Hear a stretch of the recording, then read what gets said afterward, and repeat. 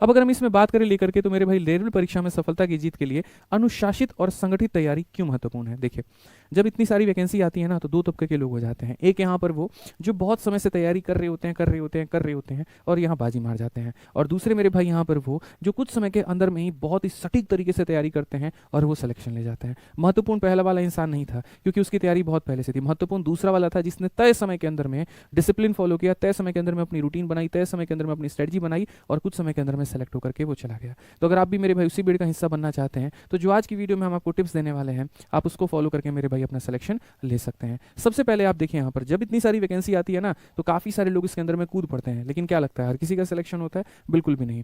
और मैं तो ऐसे ऐसे सेलेक्टेड बच्चों से मिला हूं जब आते हैं मेरे भाई मिठाई खिलाने, तो वहां पर हमने ये देखा कि बहुत हाई लेवल का इनको नॉलेज नहीं है, लेकिन इन्होंने चंद आखिरी समय 6 महीने अपने आप में झोंका, ठीक है, कुछ चंद स्ट्रेटजीज फॉलो की और उसके अंदर में ये सिलेक्शन लेकर के चले गए।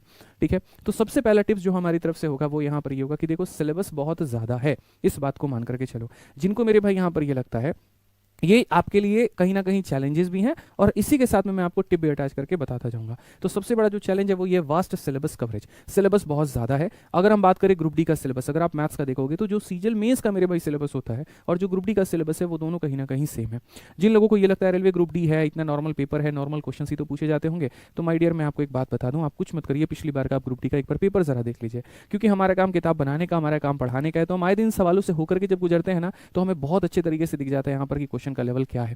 तो हम बिल्कुल भी हवा हवाई बात आपसे नहीं करेंगे। इनफैक्ट मैं आपको एक और बात बता दूं, जो एनटीपीसी का सीबीटी 2 था मेरे भाई, आप उनको देख लो, सीजल मेंस का लेवल जहां पर खत्म होता है, एनटीपीसी का मेंस का लेवल वहां से शुरू होता है। तो इतना समझ लीजिए कि आपके लिए सिलेबस का दायरा काफी बढ़ जाएगा, और ऐसे केस में आप नॉर्मल पढ़ाई के आधार पर मेरे भाई सिलेक्शन नहीं ले सकते कि हाँ यूट्यूब की ये वाली वीडियो देख ली इससे हमारा हो जाएगा, ये वाली मैराथन देख ली हमारा इससे हो जाएगा, यहाँ पर इन मास्टर्स का ग्रुप डी का कोर्स ले लिया उससे हो जाएगा। पॉसिबल नहीं है। आपको मेरे भाई एक ऐसे यहाँ पर जो है सिलेबस की, एक ऐसे यहाँ कोर्स की, एक ऐसे वीडियो की आवश्यकता होगी जिसके अंदर में कंप्लीट कवरेज दिया होगा, एक ऐसे मटेरियल की आवश्यकता पड़ेगी जिसके अंदर में कंप्लीट होगा, और उसको पढ़ने के बाद में, न सिर्फ एक बार, कई बार पढ़ने के बाद में, समझने के बाद में, उसकी प्रैक्टिस करने के बाद में ही मेरे भाई आप अपना सिलेक्शन ले पाएंगे। तो अरे गरे कंटेंट के दम पर तो आप बिल्कुल भी सिलेक्शन नहीं ले सकते, इस बात को ध्यान रखिए।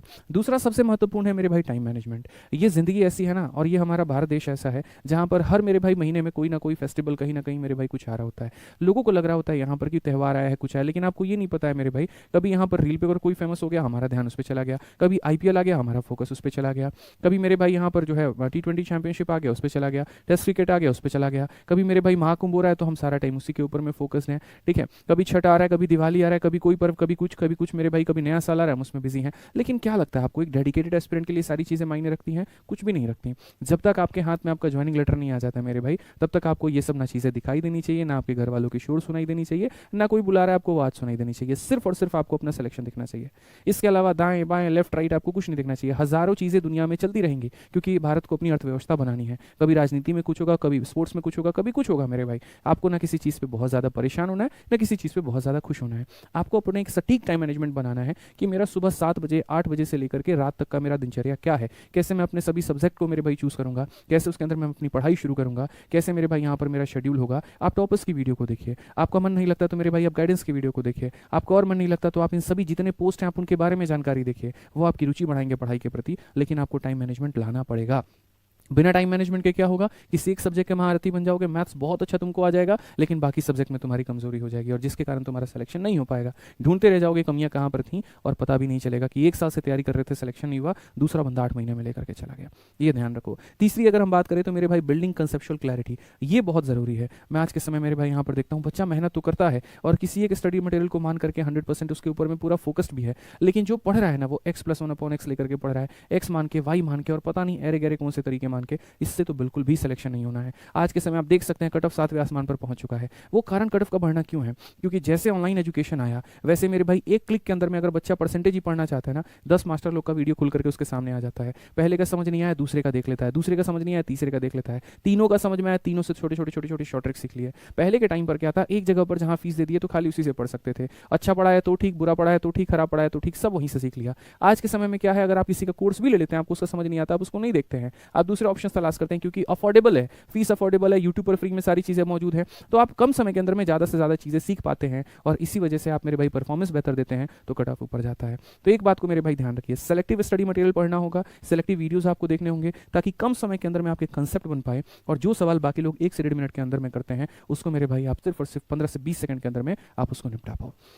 ये नहीं होगा तो आप कट ऑफ के पार नहीं जा पाएंगे, आप उसको क्लियर नहीं कर पाएंगे और आप बॉर्डर लाइन के पहले रह जाएंगे। फिर आप ये सोचेंगे चलो इस साल नहीं अगले साल होगा और वो साल कभी नहीं आने वाला है। ध्यान रखिए। चौथी चुनौती और उसके साथ में टिप्स भी हमारा ये है कि अनिश्चित, चुनौतीपूर्ण और कठिन सवालों की तैयारी। आप लोग हमेशा क्या करते हैं, मैं बच्चों को देखता हूं अक्सर, गुरुजी सेट लगा रहे हैं, सेट लगा रहे हैं, बहुत अच्छी बात है, लेकिन अगर 2 क्वेश्चन आपको आउट ऑफ द बॉक्स पूछ दिया जाए ना तो आपको नहीं आता है। हमने रेलवे गणित जब बनाई थी ना तो इस बात का स्पेशल ध्यान रखा था कि हम बच्चों को खाली प्रीवियस ईयर नहीं ठुसाएंगे, वहां पर जाकर के प्रीवियस ईयर नहीं भर देंगे उसके दिमाग में, previous year previous year previous year. अरे 2 सवाल अगर उठपटांग आ गए मेरे भाई ना तो तुम उस भीड़ के हिस्सा बन जाओगे जिनमें सबको बराबर का नॉलेज है, तुम कभी कट ऑफ क्लियर ही नहीं कर पाओगे। अगर उस भीड़ से बाहर बनना है तो एक्सेप्शनल क्वेश्चंस के ऊपर में तुम्हारे पकड़ होना चाहिए, उसके ऊपर के स्मार्ट अप्रोच, स्मार्ट कंसेप्ट्स आने चाहिए, तो वो पढ़ने की आपको आवश्यकता है। वो अगर प्रैक्टिस करनी है तो मेरे भाई आप जो है अपने रेलवे गणित किताब से कर सकते हैं और बाकी वीडियो के लिए मैं आपको अभी आगे बताऊंगा। नेक्स्ट मॉक टेस्ट और प्रैक्टिस, ये तो कंटिन्यूअस आपको करना पड़ेगा, ठीक है। अब इनके लिए क्या है मेरे भाई, देखो जैसे वीडियो देखना है, कोई और प्लेटफॉर्म है, किताब से प्रैक्टिस करनी है, कोई और चीज़ है। अब ये जो मॉक टेस्ट वाला काम है, आप अगर कोई ऑलरेडी मॉक टेस्ट एनरोल करके लिए हुए हैं आप वहाँ से मेरे भाई पढ़ सकते हैं, नहीं तो इसका समाधान मैं आगे आपको वीडियो में बताऊंगा। नेक्स्ट, जो भी रिसोर्सेस आप पढ़ रहे हो ना मेरे भाई, 2 चीज़ों का ध्यान रखो, एक तो आपको वो समझ में आ रहा है कि नहीं, और दूसरा उसके में क्वालिटी है कि नहीं है, मतलब आपको कुछ नया सीखने को मिला कि नहीं मिला, या फिर आप मेरे भाई जैसे बाकी बच्चे बेसिक बेसिक बेसिक बना करके जा रहे हैं, आप उसी भीड़ में घुस चुके हैं, आप भी उसी तरीके से बेसिक बना रहे हैं और आपका उद्धार नहीं हो रहा। ये बहुत ज़रूरी है। मैंने कहा ना मेरे भाई, सिर्फ और सिर्फ सिलेबस प्रैक्टिस नहीं करना है, पूरा नहीं करना है, आपकी जो प्रैक्टिस होनी चाहिए बहुत शानदार तरीके से होनी चाहिए, आपको इस बात को ध्यान देना है। तो इसी का मेरे भाई एक समाधान है कि इसीलिए सिलेक्शन के लिए सिर्फ शॉर्ट ट्रिक नहीं बल्कि लॉजिकल थिंकिंग, कैलकुलेशन टेक्निक्स और स्मार्ट अप्रोच, अपडेटेड और रेलिवेंट कंटेंट, मिक्स प्रैक्टिस इत्यादि का होना बहुत जरूरी है, और जिसके लिए अगर आप वन स्टॉप सॉल्यूशन चाहते हैं तो आपको हमारे मैथ्स वीडियो बैच में मिलता है।